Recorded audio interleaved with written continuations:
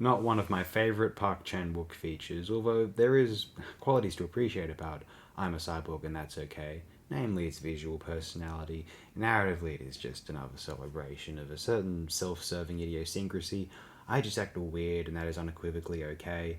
It definitely isn't immoral, although it can come across as arrogant and a manifestation of a sense of subtle superiority.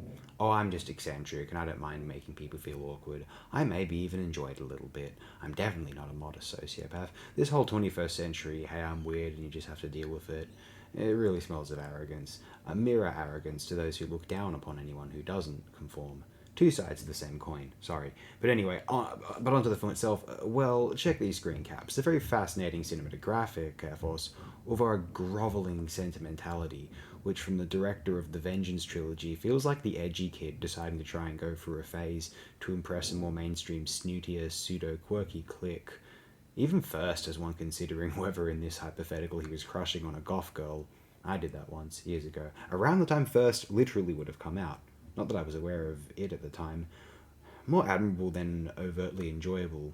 It is vaguely annoying. It doesn't appear to have a consistent, convicted moral core, just quirkiness for its own sake. This was the random 2000s after all, throw everything at the wall, and it suffers from that. Although a certain, at least visual, sci fi originality or distinction amongst the competition, it absolutely pisses on Eternal Sunshine. Fuck that film, basically. When Kaufman isn't brilliant, he's bad. And being John Malkovich was abominable also. But then Park Chan Wook was responsible for Stoker, which at the time some claimed was actually good out of loyalty, and others claimed was maybe a bit subpar. Time was revealed as atrocious, honestly. And guess what? Decision to Leave was bad. Sorry, you guys are clowns in thinking that is anything except tepid. It's like, wow, what a bunch of easily entertained, condescendingly orientalist, cultural chic larpers. I'm at the point where I think any other film discourse from anyone under like maybe even 45 is rigid slop, attempting to follow a code they think they learned, frantically alternating between vacuous finger wagging and repulsive self deprecation. Stop making me feel so painfully conceited.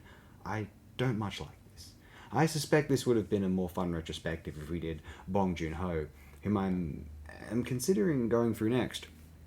But I did want to go through this because a lot of the snooty, loner, suburban, white unlikables discourse, I grew up with these kinds of people and I got along with these kinds of people, so I can insult them if I feel the urge to, on Asian cinema is dedicated to celebrating this man as a visionary, bold genius. It's like, sometimes, when he isn't a bulbous, self important knob, he is the South Korean Christopher Nolan.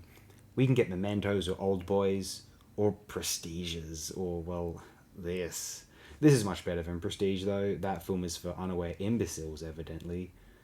To Inceptions and Firsts, to Dark Knight Rises and Stokers.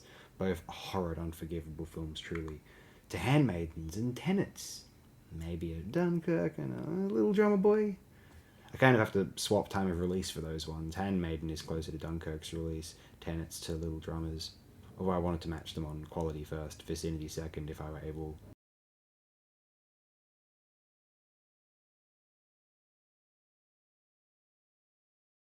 Little Drummer Boy is fairly sleek, I think. I'm a sucker for a good Le Carre adaptation.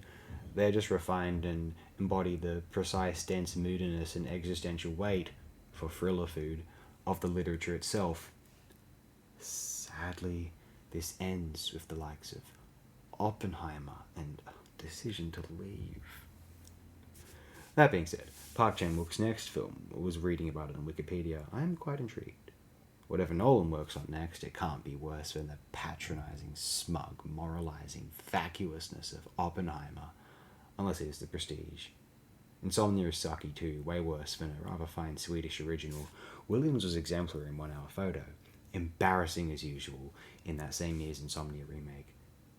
And Dark Knight Rises is the worst third entry of a trilogy of two otherwise quality initial entries. Last Stand is pretty bad, but the first two are flawed enough that it don't matter. Not like how at least Dark Knight '08 was. And Blade Trinity, it's just Blade. And I like those first two quite a lot. But the drop in quality from Dark Knight to Rises is one of the most confusing in film history. And even where comic book fare is concerned. Days of Future Past to Apocalypse. What was going on, speaking of X-Men film series? The point is, these guys need to stop having such high opinions of themselves. Self-doubt can breed great creative audacity and originality, whereas arrogance will lead to blandly baroque, overt, and generally unimaginative, hollow statues, usually. First is up next, and is one of Chan-wook's best. Let's have a look at that, yes?